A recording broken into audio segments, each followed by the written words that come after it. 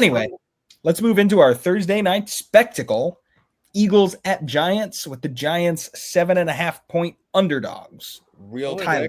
quick. Throw that bad boy out there. Oh, cool. I was gonna do that. You did it. So unfortunately, one sec. Let me see if I can turn this off. Yeah. There we go. So just we're all me and Nolan are tied here. We got Bahuki in second. Louis bringing up the trail there. Sheesh. I like the underdogs too much. Yeah. You're going to see it again in this week's picks. It's been a rough couple of weeks, man. I started out so hot, and these last 2 weeks have been making me think that I really know absolutely nothing about football.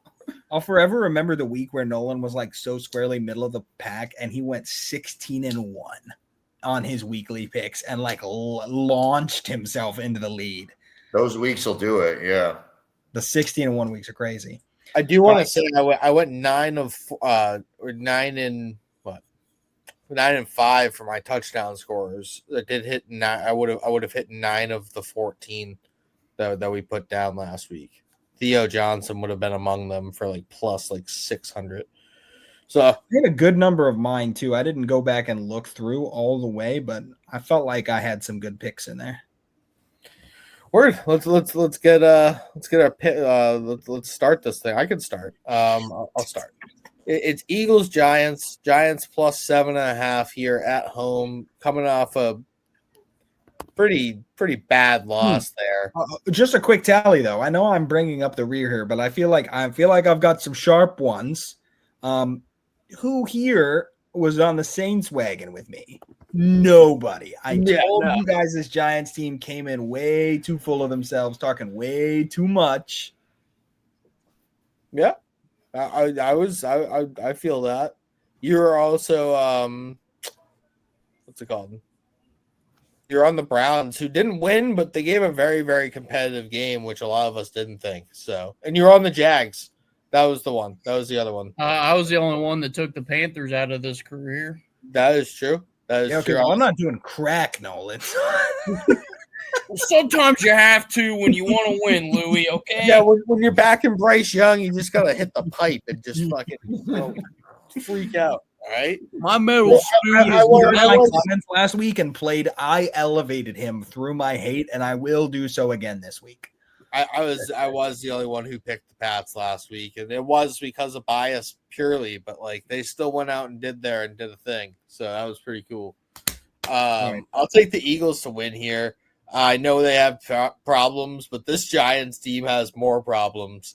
And I'll take the Eagles to cover the 7.5. I just think they'll be able to run the ball and beat this Giants team up, and the Giants will inevitably make 3 to 5 mistakes in this game, and the Eagles might force another one. And yeah, that's kind of, I think Jalen Carter is just going to take this game over because he works from the interior of this offensive line, and that's probably its weakest point because Andrew Thomas has been back and he's been playing decent football. Jackson Dart had 5 turnovers last week against the Saints defense. It's okay at best. Yeah, give me Cooper DeJean for a touchdown score. I just think this just feels like a game script where he just gets a pick 6 or picks up a fumble or does something very impactful to score a touchdown on the defensive side. What about you, Louis?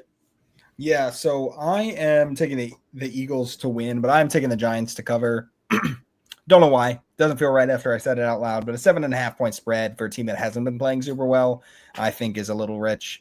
I think the Eagles' offensive line is going to be the star of the game here. I think they're going to negate this Giants pass rush, which is their best asset. And then I've got Saquon as my touchdown scorer here. Mm-hmm. But here's my game preview. You're right? Yep. Jalen Carter, a man who likes to kill people, versus Cam Scattaboo, a man who wants to die. Let's hope he doesn't spit on it. Every team needs one of those crayon eaters, For real. Usually it's the linebacker, but in their case, it is their running. Dude, ours was Gronk for so long, and that was awesome because he was just like the best pass catcher in football too. So it was like, that dude's just having a great time every time he catches the football.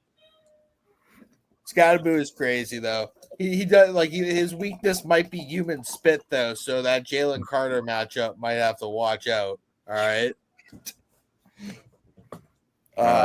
Nolan, you want to go next? Yeah, somebody else start talking. Eagles to win. I'm in the same boat as Louis, though. For some reason, I think the Giants could cover that spread. Games are just never clean cut. Right. Like sometimes NFC East games are ugly, just like AFC North games are just ugly. And maybe this is one of those, and that's kind of what I'm banking on.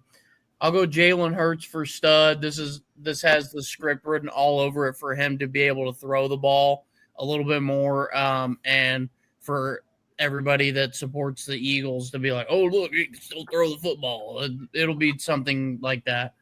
But I'm going to go Dallas Goedert for my anytime. This guy's having quite the bounce back year after a lot of injuries kept him out for a lot of last year.